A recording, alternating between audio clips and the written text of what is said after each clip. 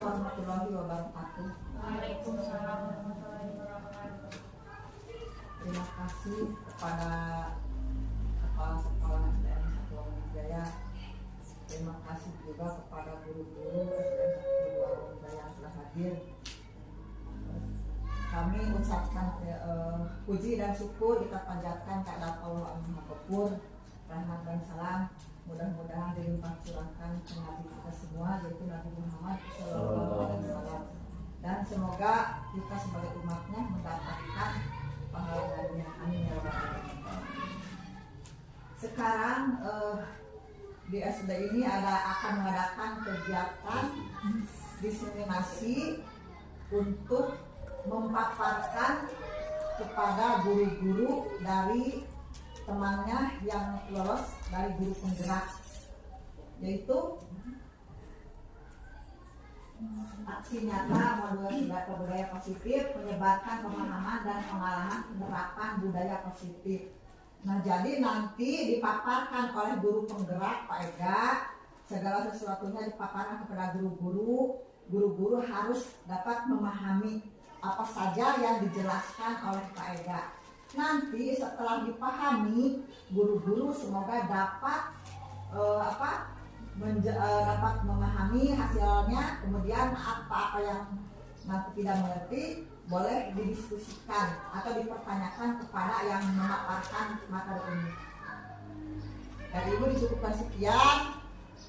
Wassalamualaikum warahmatullahi wabarakatuh. Waalaikumsalam.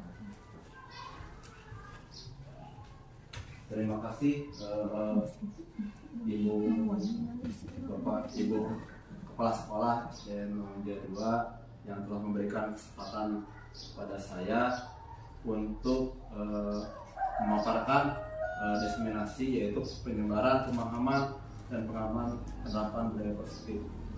Sebelumnya, Bismillahirrahmanirrahim. Assalamualaikum warahmatullahi wabarakatuh. Waalaikumsalam warahmatullahi wabarakatuh. Yang terhormat Ibu Kepala Sekolah SDN Wamonjaya 1, yang terhormat Ibu Kepala Sekolah SDN Wamonjaya 2, yang terhormat guru-guru hebat SDN Wamonjaya 1 dan SDN Wamonjaya 2 yang saya banggakan. Pertama-tama adalah kita panjatkan puji dan syukur kepada Allah Subhanahu wa taala. Pada hari ini kita diberikan kesempatan untuk bisa berkumpul di tempat yang berbahagia ini dalam rangka kegiatan diseminasi, yaitu penyebaran pemahaman dan pengalaman penerapan budaya positif. Mungkin di sini kita sharing saja ibu-ibu semua, karena mungkin di sini juga saya dalam tahap belajar. Saya mungkin memahami modul 1.4 ini untuk disebarkan ke ibu-ibu semua, agar kita semua dapat memahami apa yang menjadi tema dalam budaya positif. Dan saya minta maaf, mungkin di sini bukan bermaksud untuk menggurui, tapi ini kita hanya sharing saja pengalaman apa yang telah saya pelajari di modul budaya positif. Selanjutnya perkenalkan, nama saya Ega Marta. Saya sebagai calon guru penggerak angkatan 10 dari SDN 2 Wamonjaya. Alhamdulillah pada kesempatan ini saya sudah melaksanakan pelatihan selama 2 bulan, dan alhamdulillah perjuangan selama 2 bulan ini saya mungkin di akhir modul dari modul 1 ini 1.4 tadi saya harus melaksanakan aksi nyata. Ini sebagai sebuah aksi nyata di mana harus mengimplementasikan dari apa yang telah saya pelajari, yaitu modul 1.4 budaya positif. Lanjut saja mungkin Ibu, konsep utama modul budaya positif di sini ada beberapa hal yang tertanam dalam budaya positif. Yang pertama adalah perubahan paradigma belajar. Yang kedua adalah disiplin positif. Yang ketiga adalah kebutuhan dasar manusia. Keempat adalah motivasi perilaku manusia. keempat ada posisi kontrol restitusi sebagai guru.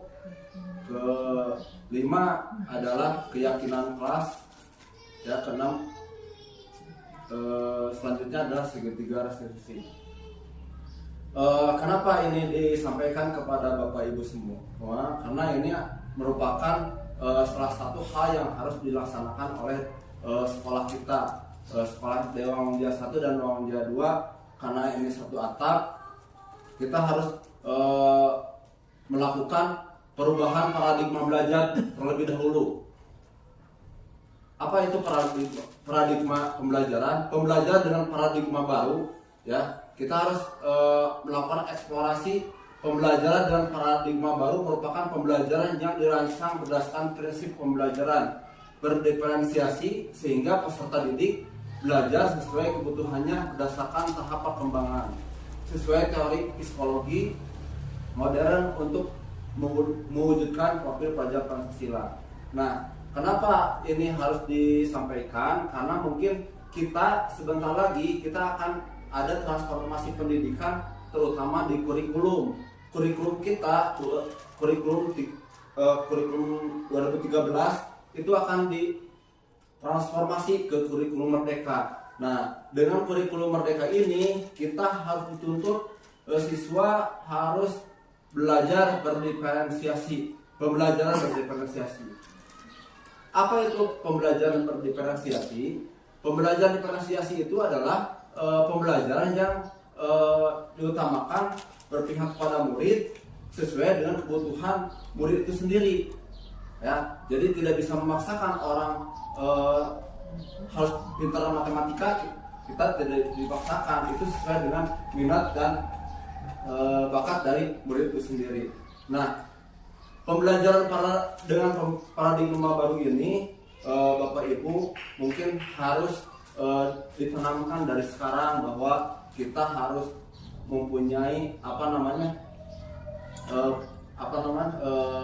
pemikiran atau wawasan ke depan bagaimana mengembangkan kurikulum merdeka ini agar terlaksana di sekolah kita, khususnya di SD Wangun Jaya 1 dan SD Wangun Jaya 2.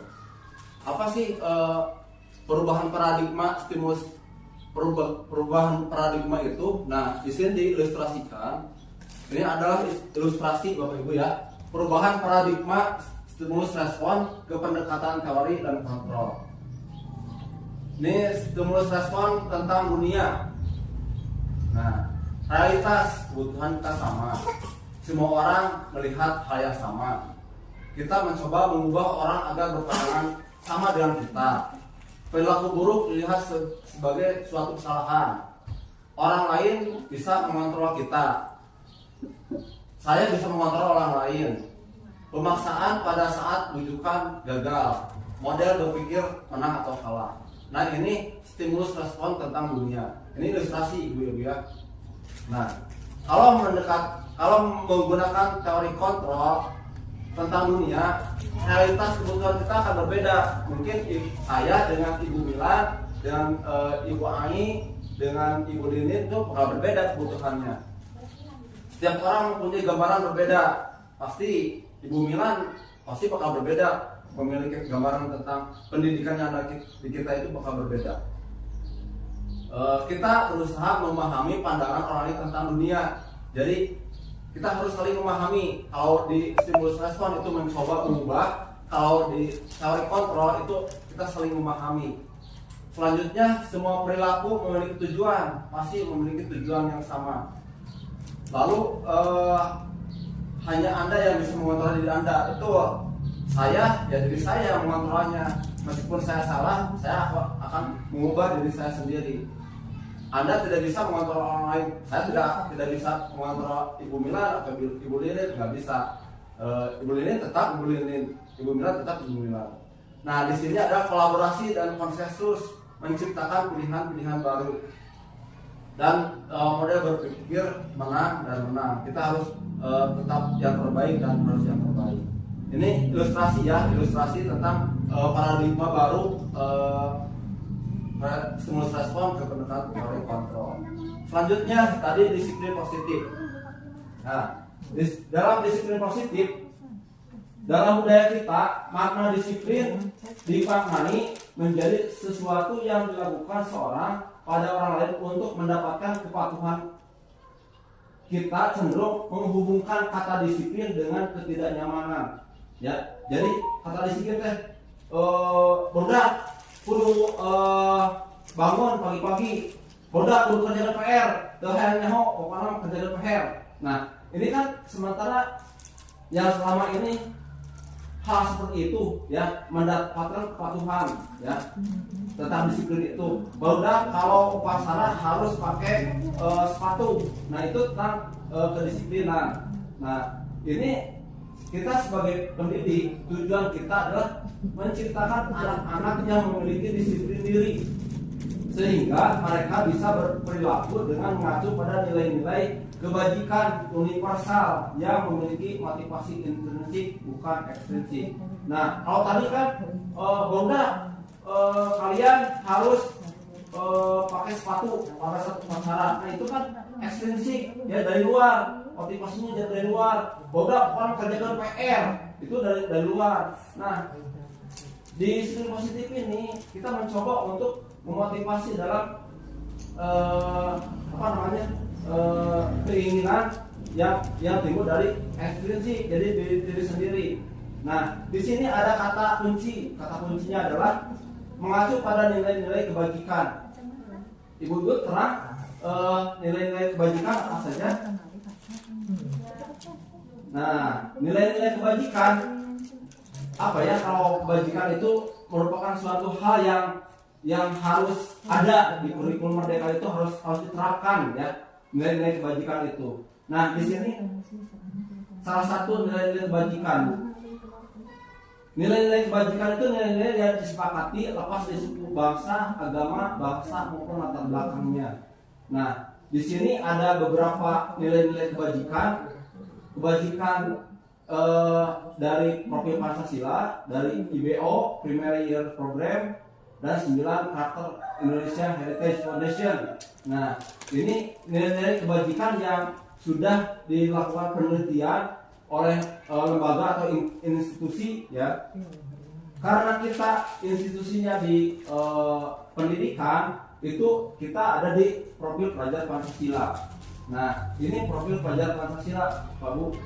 Kenapa ini disampaikan? Karena ini kita akan mengacu sebentar lagi, karena Uang Jaya 1 dan Uang Jaya 2 itu sudah termasuk ke sasaran untuk kurikulum Merdeka ya, kurikulum Merdeka. Makanya ini harus disampaikan. Profil pelajar Pancasila ya, beriman, bertakwa kepada Tuhan Yang Maha Esa, berakhlak mulia, berikan makan global, gotong royong, mandiri, kreatif, dan bernalar kritis. Nah, ini bisa dilakukan ya. Belajar Pancasila, beriman dan bertakwa pada Tuhan Yang Esa, dan berakhlak mulia, berkebinekaan global, gotong royong, mandiri, kreatif, dan bernalar kritis. Nah, ini harus disampaikan ke anak-anak, ibu-ibu ya, harus disampaikan ke anak-anak bahwa inilah hal yang harus dikuasai anak-anak dalam posisi disiplin kita sebagai siswa yang ada di SD Uang Jaya 1 dan SD Uang Jaya 2. Nah, di sini ada dari IBO Primary Year Program ya, ada toleransi, rasa hormat, integritas, mandiri, menghargai, antusias, empati, pengetahuan, kreativitas, kerjasama, percaya diri, dan komitmen. Beda lagi dengan penelitian dari Indonesia Heritage Foundation. Cinta Tuhan dan segala ciptaannya, kemandirian dan tanggung jawab, kejujuran, amanah, diplomatis, hormat dan santun dermawan, suka menolong dan gotong royong, percaya diri, kreatif dan kerja keras, kepemimpinan dan keadilan, baik dan rendah hati, toleransi, kedamaian, dan kesatuan. Ini nilai-nilai kebajikan yang harus diterapkan oleh siswa kita. Ya, mudah-mudahan semuanya bisa diterapkan. Semuanya mudah-mudahan bisa ada dalam diri siswa. Tapi mungkin kita perlahan untuk bisa merubah pola pikir kita, mindset kita bahwa si anak minimal harus bisa seperti ini ya. Kita lanjut. Nah, tadi setelah disiplin positif itu ada kebutuhan dasar manusia. Kebutuhan dasar manusia yang pertama adalah bertahan hidup, pasti bertahan hidup. Karena semua orang ingin bertahan hidup sehat, hidup rukun, dan yang lainnya. Yang kedua adalah kasih sayang dan rasa diterima. Betul, semua orang perlu kasih sayang, semua orang perlu cinta dan kasih sayang, rasa diterima. Ya. Yang ketiga adalah penguasaan. Yang keempat adalah kebebasan. Yang kelima adalah kesenangan. Nah, 5 kebutuhan dasar ini menurut Dr. William Glasser. Ini sesuai dengan penelitian, ibu-ibu ya. Nah, tadi bertahan hidup. Otomatis kita kalau belajar di pramuka itu bertahan hidup itu hal yang utama, survival. Kita bertahan hidup dimanapun itu kita harus bisa bertahan hidup semaksimal mungkin. Meskipun kita tidak punya uang, kita tidak punya materi, kita tidak punya perbekalan, kita harus tetap bertahan hidup apapun itu caranya. Nah, manusia ini kebutuhan manusia yang pertama. Yang kedua adalah penguasaan. Dalam penguasaan ini kita punya hak kita apa sih yang kita inginkan ya. Pasti misalkan ada ini misalkan punya hak saya, kewajiban saya adalah mengajar di kelas. Hak saya itu honor dari sekolah, itu hak yang harus diterima oleh Ibu Lilin ya, karena sudah memenuhi kewajiban. Selanjutnya pasti kasih sayang dan rasa diterima ya, kasih sayang dari saudara, kasih sayang dari keluarga, kasih sayang dari kepala sekolah ya. Mungkin kalau misalkan Bu, saya mau mengajukan pinjaman ke Ibu, boleh nggak? Nah, Ibu karena kasihan kepada kita, Ibu ngasih. Nah, itu secara tidak langsung kasih sayang dari kepala sekolah kepada kita. Nah, itu salah satu contohnya. Kesenangan pasti ya, kita ingin bahagia. Semua orang pasti ingin bahagia. Tidak ada orang yang tidak mau bahagia. Semua orang ingin bahagia, ingin senang, ingin happy, ingin ketawa dan sebagainya. Kebebasan pasti. Kebebasan di sini tidak ada yang mengekang kita ya, di rumah, di sekolah. Misalkan coba deh, Ega kudu kieu. Kalau dikekang gitu, mana mungkin Pak Ega misalkan betah di sini gitu kan. Kalau misalkan kuliner kudu kieu, coba deh.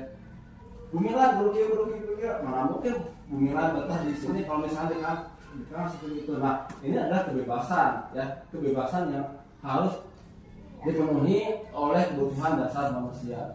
Lanjut. Selanjutnya adalah motivasi perilaku manusia. Motivasi merupakan dorongan yang timbul dari seorang sadar atau tidak sadar untuk melakukan suatu tindakan dengan tujuan tertentu. Nah, di sini ada 3. Satu adalah menghindari ketidaknyamanan dan hukuman. Kedua, mendapatkan imbalan atau penghargaan dari orang lain. Yang ketiga, menghargai nilai-nilai kebajikan diri sendiri. Nah, saya akan jelaskan poin pertama, menghindari ketidaknyamanan dan hukuman. Ya, biasanya anak ya, kita implementasinya ke anak. Murid melakukan disiplin karena dia takut dihukum.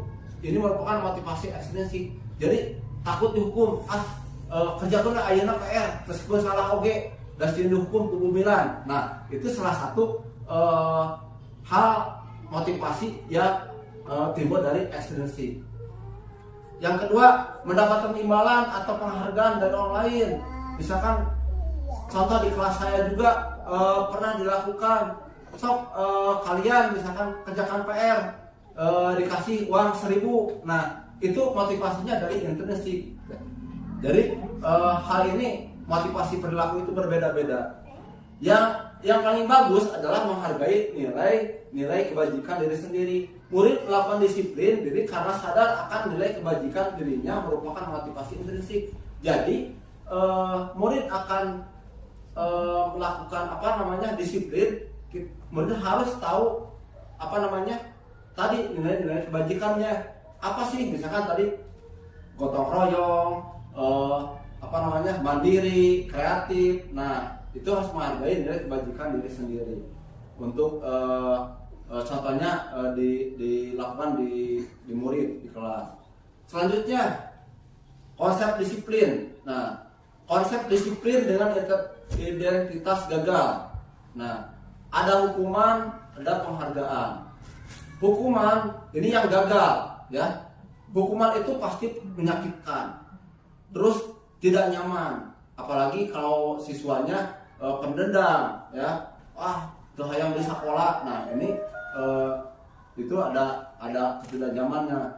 Terus misalkan murid takut, sieun kepaega mah karena sieun dijewer dan sebagainya. Nah ini yang harus dihindari. Terus memaksa, kamu pokoknya mah karena tidak mengerjakan PR, kamu harus memaksa, harus kerjakan ini, misal menulis dan sebagainya. Menyembunyikan kesalahan, murid menyembunyikan kesalahan. Nah ini juga hal yang harus dihindari, ya. Terus murid menjadi rendah diri, ya ini harus dihindari. Terus untuk penghargaan tidak efektif karena merusak hubungan ya, sifat iri. Kalau kita memberikan penghargaan ya kepada seorang, misalkan di kelas kita memberikan reward, ya itu sebetulnya merusak hubungan karena sifat iri. Si ibu pasti bakal kasih itu deh, karena si itu pintar. Nah ini sebetulnya tidak boleh dilakukan. Mematikan kreativitas. Jadi kreativitas anak itu misalkan belajar menggambar, si anak misalkan dikumpulkan anu bagus dipunten 100 teh, tapi anu jelek kalau jelek dipunten misalkan sayana. Nah ini pasti bakal mematikan kreativitas anak, karena proses belajar itu Bu, yang saya pahami karena saya sudah memperdalami modul 1.1 sampai 1.4, jadi berproses. Meskipun anak sekarang itu butut misalkan dalam kreativitas, nah cobalah untuk pertemuan selanjutnya ada perkembangan nggak, ada perubahan nggak gitu ya. Itu contoh dalam misalkan menggambar. Terus menghukum dengan sistem ranking. Nah karena ranking 1 misalkan contoh di kelas 5 sahur itu ranking 1, otomatis ibu pasti bakal menjadi objek sasaran itu sahur pasti sekarang tuh ranking 1. Nah ini sebetulnya jangan dilakukan untuk sistem ranking. Merampas hak dan menghargai dirinya, merampas hak orang lain itu tidak boleh kita rampas, apalagi hak anak, hak murid, ya. Di kurikulum Merdeka itu dijelaskan bahwa konsep disiplin dengan identitas gagal itu seperti ini. Selanjutnya konsep disiplin dengan identitas sukses. Nah ini yang harus diterapkan di kurikulum Merdeka. Kita ada konsekuensi dan ada restitusi. Nah, konsekuensi adalah penguatan jangka pendek. Tadi ketika misalkan anak itu gambarnya tidak bagus, ya kita kasih apresiasi, tapi coba untuk pertemuan selanjutnya ada perubahan nggak untuk lebih bagus lagi. Nah, itu penguatan jangka pendek. Yang kedua adalah perlu monitoring berkelanjutan. Nah, dari proses menggambar kita monitor apakah si anak ini dari minggu sekarang ke minggu depan itu ada perubahan nggak, misalkan belajar dengan gambar gitu di kelas. Nah ini proses monitoring berkelanjutan. Yang ketiga adalah stimulus respon. Kita harus merasa anak, kita harus menggambar lebih bagus ya untuk kedepannya, karena ini akan menjadi penilaian kalian sendiri, akan menjadi keterampilan kalian sendiri. Nah di stimulus respon ini adalah kita memberikan rangsangan kepada anak. Selanjutnya murid menghormati peraturan. Karena kita misalkan masuk jam 7.30, anak-anak jam 7.15 sudah ada di sini, ya. Itu harus menghormati peraturan. Kehilangan waktu untuk merenungi kesalahannya.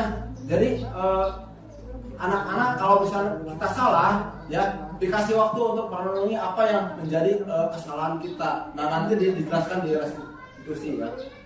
Restitusi, murid bertanggung jawab untuk perilakunya. Nah kemarin saya sudah melaksanakan model restitusi, bagaimana anak mempertanggungjawabkan perilakunya yang telah dilanggar. Terus fokus pada pemecahan masalah jangka panjang. Setelah kita melakukan restitusi, nah si anak harus memecahkan apa yang menjadi masalah, itu harus dipecahkan dalam jangka panjangnya. Selanjutnya murid menghormati dirinya dan orang lain, pasti ini mah. Terus teori kontrol murid, bersemangat untuk memperbaiki kesalahan. Nah ini di segitiga restitusi nanti akan dijelaskan untuk restitusi dalam konsep disiplin dengan identitas sukses. Selanjutnya konsep disiplin pendekatan restitusi. Nah, apa itu restitusi? Restitusi adalah proses menciptakan kondisi bagi murid untuk memperbaiki kesalahan mereka sehingga mereka bisa kembali pada kelompok mereka dengan karakter yang lebih kuat. Artinya, ketika anak punya kesalahan apapun itu, contoh nanti akan dicontohkan, apapun itu kesalahannya, kita coba untuk direstitusi, kita coba untuk diberikan pemahaman bahwa anak itu tidak boleh melakukan kesalahan itu lagi. Nah itu proses restitusi. Dan sehingga si anak setelah diberikan pemahaman, anak itu menjadi hal yang lebih baik ke depannya. Lalu ada ciri-ciri restitusi. Ciri-ciri restitusi, satu, bukan menembus kesalahan, namun belajar dari kesalahan. Dua, memperbaiki hubungan. Tiga, tawaran bukan paksaan. Menuntun untuk melihat jendela dirinya. Mencari kebutuhan dasar yang mendasari tindakan. Fokus pada karakter bukan tindakan. Menguatkan dan fokus pada solusi. Nah, ini ciri-ciri restitusi. Nanti dijabarkan ya contohnya restitusi itu apa. Nah, ini perbedaannya. Contoh kasus. Ini ada perbedaan. Ada contoh kasus siswa sering tidak mengerjakan PR. Ini sering di kelas juga sering dilakukan. Nah, kalau hukuman, misalkan contoh di sini hukuman, guru menghukum siswa tersebut hormat berjarak selama 10 menit, misalkan itu hukuman. Ya. Guru marah dan murid menjadi takut, itu hukuman. Mereka sering marah-marah, bener di kelas sering marah-marah karena kamu bisa kerja PR di marahan. Nah, sebetulnya ini tidak boleh dilakukan. Ya. Kedua, ada konsekuensi. Karena kamu tidak mengerjakan PR, nanti kamu tidak istirahat, harus menulis selama 3 lembar. Nah ini juga tidak boleh, Bu, ya. Tidak boleh. Nah, siswa menghormati peraturan. Jadi dipaksa. Pokoknya kamu harus taat pada peraturan sekolah ini. Kamu harus misalkan kerjakan PR setiap guru memberikan tugas PR. Nah, ini hukuman dan konsekuensi. Selanjutnya restitusi. Nah, harusnya ibu saya dan semuanya itu harus melakukan restitusi. Guru menanyakan keyakinan kelas dirinya untuk membantu siswa menyelesaikan masalahnya. Guru terbuka dan siswa menghormati dirinya dan orang lain. Artinya ketika anak tidak mengerjakan PR, yuk kita ngobrol bareng-bareng. Kenapa ini terjadi? Nah, selanjutnya ada 5 posisi kontrol restitusi. 5 posisi kontrol itu 5 posisi kontrol restitusi sebagai guru. Ada penghukum, ada yang membuat salah, pembuat rasa bersalah, ada sebagai teman, ada sebagai pemantau, dan ada sebagai manajer. Nah, kira-kira anu mana anu dipilih ibu-ibu? Kalau yang efektif itu ya bisa sebagai penghukum, karena kalau penghukum mungkin Bu setiap siswa kan beda, yang berarti harus diwatosan kieu, tapi tetap keneh bandel ya. Nah itu sekali-kali, mungkin sekali-kali dihukum, tapi dihukumnya tidak dengan fisik, tapi dengan bagaimana dia supaya berpikir. Nah, itu dihukum. Membuat rasa bersalah. Nah di sini ada kasus. Contoh kasus, siswa tidak memakai sepatu pada saat upacara bendera. Kalau penghukum, ya langsung yang kalau guru sebagai penghukum, patuhi aturan sekolah, lalu berdiri di depan barisan atau menghormati bendera. Ya, itu guru sebagai penghukum. Kalau guru membuat rasa bersalah, itu harus ada komunikasi. Berapa kali bu guru harus memberikan, berapa kali misalkan saya harus memberitahu kamu, ibu sangat kecewa sama kamu. Nah itu sebagai rasa bersalah. Kalau sebagai teman, ayolah yang tertib, buat ibu bangga, kali ini tidak apa-apa, salah juga. Nah itu sebagai teman. Kalau pemantau, kamu sudah melanggar, apa peraturan dan konsekuensinya? Misalkan kamu sudah melanggar ya karena tidak pakai sepatu, apa sebenarnya konsekuensinya? Nah itu sebagai pemantau. Kalau sebagai manajer, kita harus mengkorek dulu si anak. Apakah kamu tahu kesalahanmu? Nah, kira-kira bagaimana kamu akan memperbaiki kesalahan ini? Nah ini sebagai manajer. Lanjut, ada keyakinan kelas. Keyakinan kelas itu mengapa harus keyakinan kelas? Karena keyakinan kelas itu harus disepakati semuanya. Contoh, kalau ilustrasikan, mengapa kita memiliki aturan bahwa kalau memakai motor harus pakai helm? Nah itu sebagai aturan. Terus mengapa kita sebelum makan harus cuci tangan? Itu sebagai aturan juga. Nah, untuk membuat keyakinan kelas, ibu-ibu harus disepakati yuk bersama. Biasanya keyakinan kelas itu dibuat ketika tahun ajaran baru biasanya. Kalau misalkan tahun ajaran baru, saya memegang kelas 4. Yuk kita membuat keyakinan kelas anak-anak. Dibuat satu misalkan. Tidak boleh terlambat masuk kelas. Kedua, tidak boleh permisi pada saat jam pelajaran. Nah itu dibuat, didiskusikan, ya, disepakati bersama, itu membuat keyakinan kelas. Terutama kita harus berdiskusi dengan anak-anak. Yuk anak-anak, kita berdiskusi yuk tentang aturan yang ada di kelas. Terus kita susun, sejak tadi. Satu, misalkan harus masuk kelas tepat waktu. Kedua, tidak boleh makan dan minum. Ketiga, misalkan tidak boleh ada yang permisi dan sebagainya. Ketika sudah dibuat, itu lalu ditempelkan di kelas. Nah itu sebuah keyakinan, membuat keyakinan kelas untuk murid-murid kita di dalam kelas. Selanjutnya, bagaimana pembentukan keyakinan kelas? Pembentukan keyakinan kelas itu harus disepakati bersama. Entah anu hese-hese nya misalkan naon itunya, misalkan harus membayar uang kas sebesar 20.000 per bulan misalkan. Itu kan yang susah-susah sebetulnya mah. Apakah si anak itu kaduga atau pinter gitu. Nah, kita harus melihat dulu. Kalau misalkan yang melanggar aturan atau yang tidak beberes itu didenda Rp500. Nah itu hal yang wajar sebetulnya.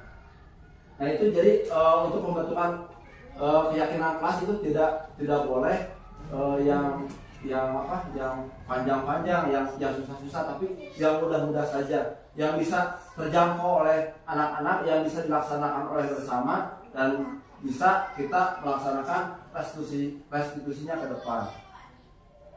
Selanjutnya, segitiga restitusi.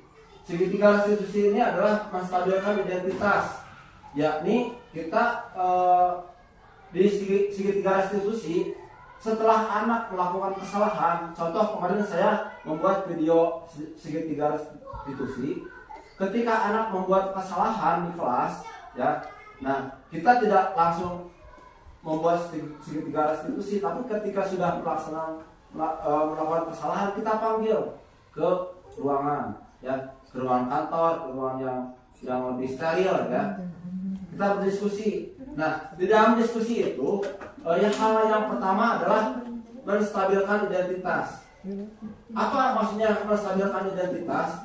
Ya, kita coba ke anak itu kenapa melakukan pelanggaran, kenapa itu makan di kelas. Nah, terus semua orang juga pasti punya kesalahan dan sebagainya.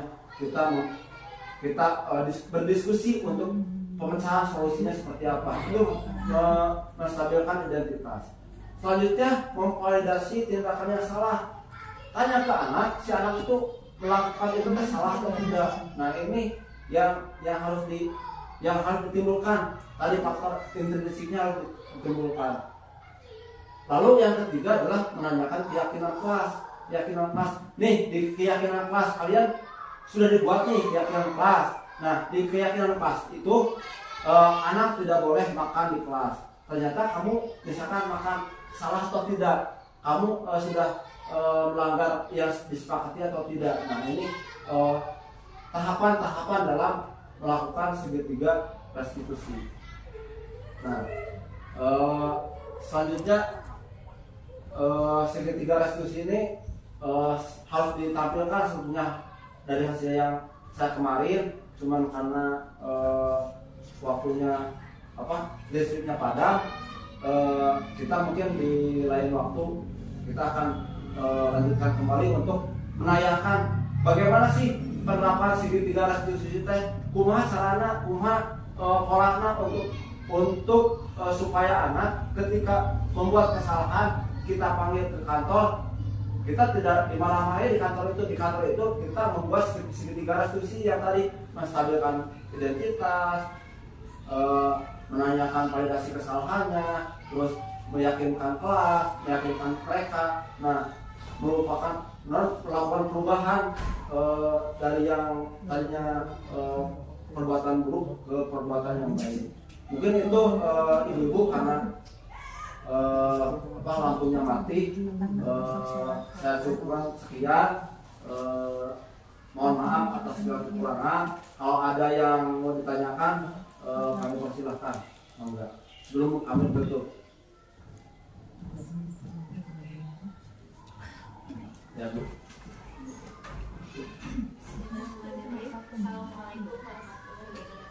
Waalaikumsalam warahmatullahi wabarakatuh. Tadi terkait motivasi ya, ada motivasi intrinsik dan juga motivasi ekstrinsik.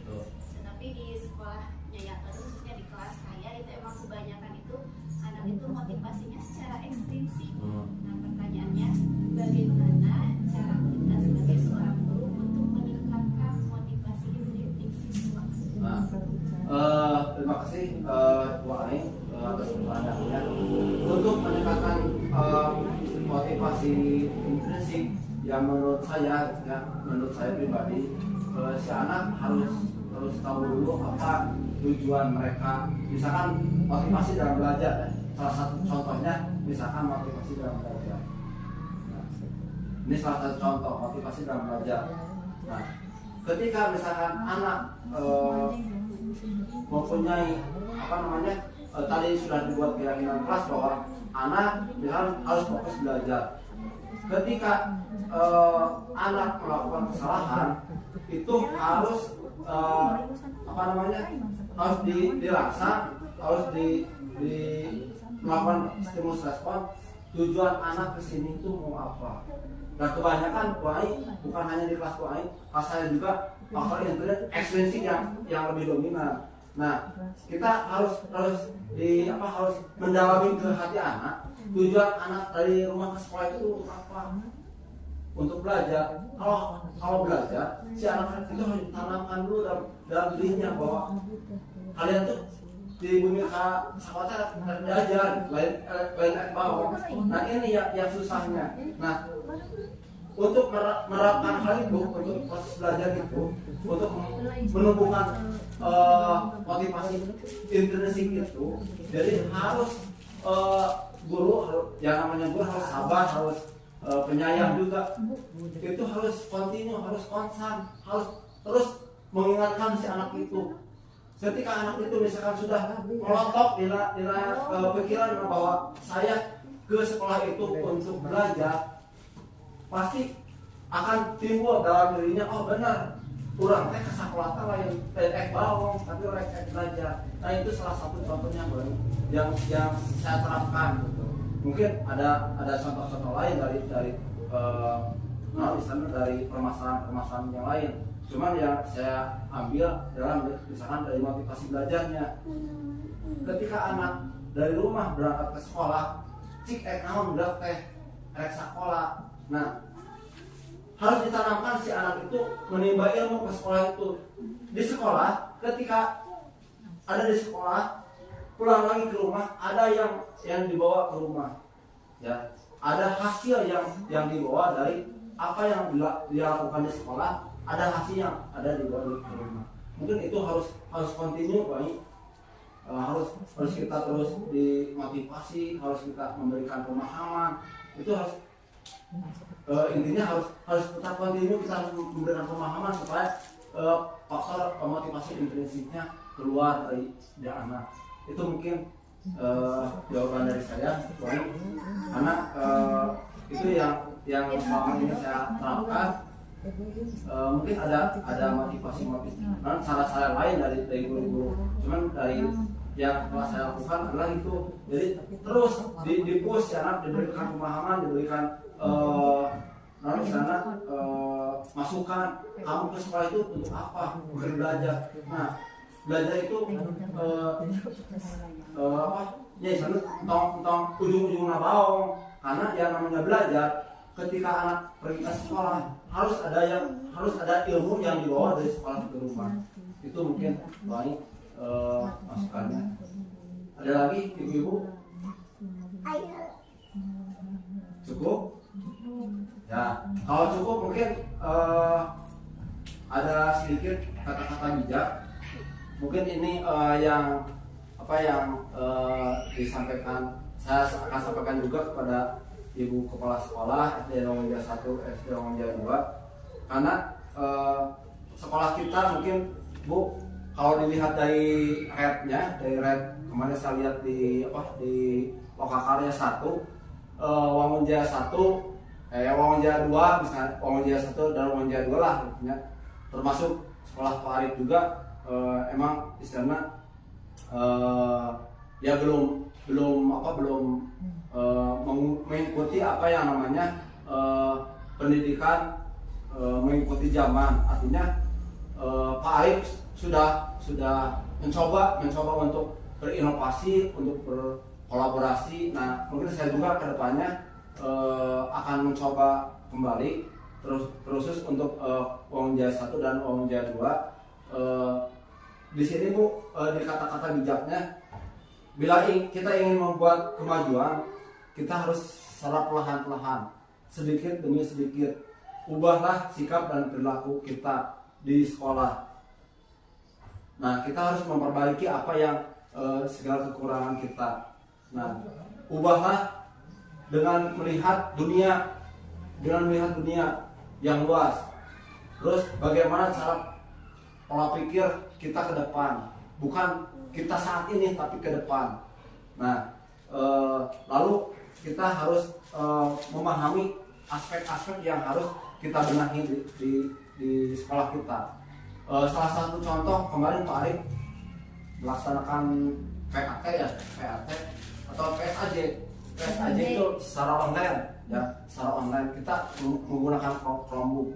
Nah, mungkin orang lain bisa, kenapa kita tidak bisa? Gitu ya. Mungkin kedepannya kita coba untuk membuat soal secara online PSAJ, terus kita coba misalkan di kelas 6, anak kelas tinggi misalkan, kita coba untuk pilot proyeknya. Kalau misalnya ini berdampak positif untuk kita ke depan, kenapa tidak kita lakukan?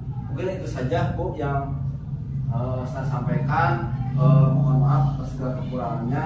Saya ucapkan terima kasih atas waktunya kepada Ibu Kepala Sekolah SD Rongjaya 1 dan SD Rongjaya 2 yang telah memberikan kesempatan saya untuk menyampaikan destinasi ini, dan saya juga minta maaf atas segala kekurangannya kepada ibu-ibu semua atas penjelasan saya dari apa yang telah saya paparkan tadi.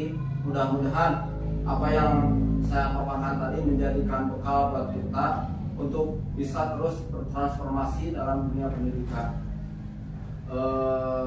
Begitu saja ibu-ibu, saya tutup. Akhirul kalam. Assalamualaikum warahmatullahi wabarakatuh. Ya, ampun Bu.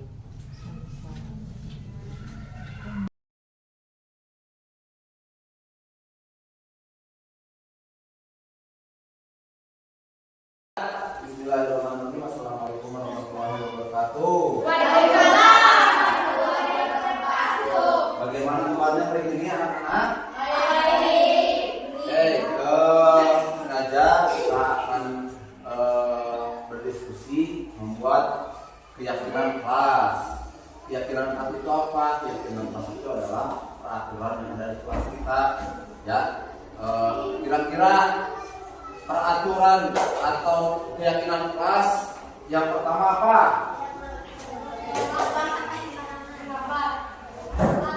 Tidak boleh atau tidak boleh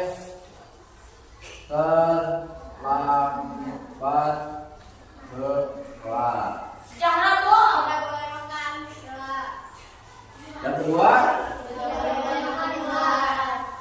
tidak boleh makan di kelas. Yang ketiga, tidak boleh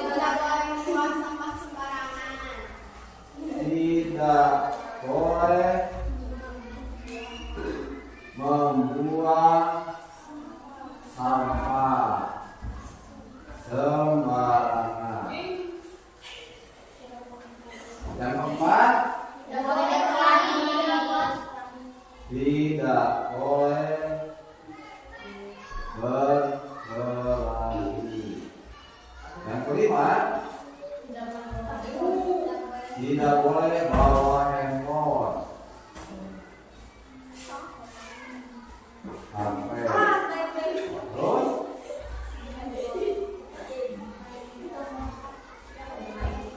pada saat istirahat tidak boleh main di kelas. Terus lagi 7. Minimal harus ada 10. Terus masa suka merokok?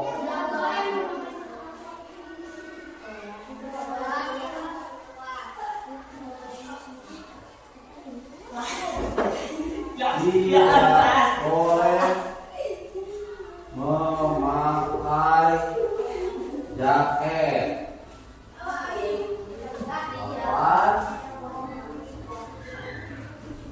8.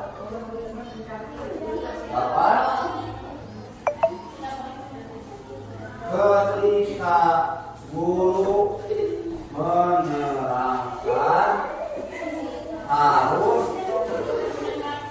fokus belajar. 9.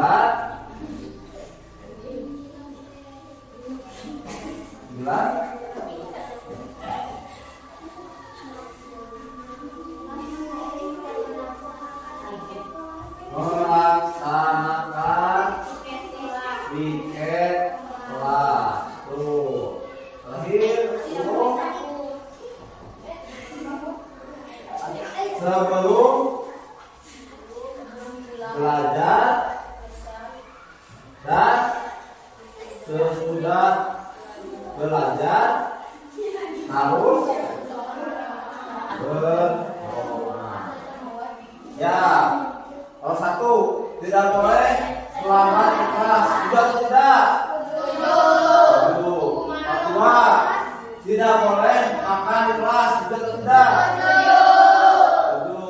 3 tidak boleh membuang sampah sembarangan, juga atau tidak? 4 tidak berkelahi? Kelima, tidak boleh membawa HP. Keenam, pada saat istirahat tidak boleh main di kelas. Ketujuh, tidak boleh memakai jaket. 8, ketika guru menerangkan harus fokus belajar. 9, melaksanakan UTS kelas. 10, sebelum dan sesudah belajar kita harus berdoa. Nah, ini keyakinan kelas yang harus disepakati bersama. Nah, ini nanti akan ditempel di kelas. Nanti yang sudah dibuat oleh kalian ini akan ditempel di rakit di kelas. Itu aja untuk membuat keyakinan kelas ini. Bapak tutup. Assalamualaikum warahmatullahi wabarakatuh.